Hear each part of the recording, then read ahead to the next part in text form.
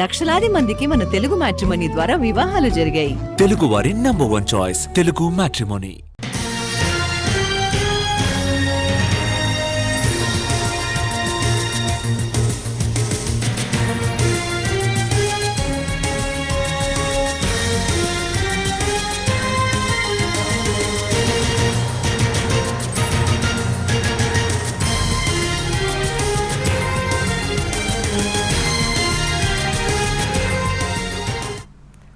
సంచలనం సృష్టించిన సంఘటనకు సంబంధించిన కేసులో కీలక నిర్ణయం తీసుకుంది ఏపీ ప్రభుత్వం.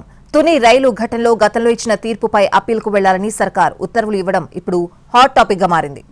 2016లో జరిగిన తుని రైలు దగ్ధం సంఘటన తీవ్ర కలకలం రేపింది. టీడీపీ ప్రభుత్వ హయాంలో కాపు సామాజిక వర్గానికి రిజర్వేషన్లపై అప్పట్లో పెద్ద ఉద్యమమే నడిచింది. కొన్ని ప్రాంతాల్లో భారీగా ఆందోళనలు జరగడంతో అప్పట్లో 144 సెక్షన్తో పాటు కర్ఫ్యూ కూడా విధించారు. ధర్నాలు, రాస్తారోకోలతో తీవ్ర ఉద్రిక్త పరిస్థితులు నెలకొన్నాయి. అప్పట్లో కొన్ని రోజులు ముద్రగడ పద్మనాభాన్ని హౌస్ అరెస్ట్ కూడా చేశారు. చివరకు ఆందోళనలు తారాస్థాయికి చేరి తుని సమీపంలో రత్నాచల్ ఎక్స్ప్రెస్ రైలుకు నిప్పు పెట్టే వరకు వెళ్ళింది. ఈ ఘటన అప్పట్లో తీవ్ర సంచలనం సృష్టించింది. ఈ ఘటనలో కాపు ఉద్యమ నేత ముద్రగడతో సహా మరికొంతమందిపై కేసులు నమోదయ్యాయి. తర్వాత వైసీపీ ప్రభుత్వ హయాంలో కేసులన్నీ కొట్టేస్తూ విజయవాడ రైల్వే కోర్టు తీర్పిచ్చింది. అయితే రైల్వే కోర్టు ఇచ్చిన తీర్పుపై అప్పీల్కి వెళ్లాలని తాజాగా ఏపీ ప్రభుత్వం నిర్ణయించింది. ఈ మేరకు ఉత్తర్వులు జారీ చేసింది.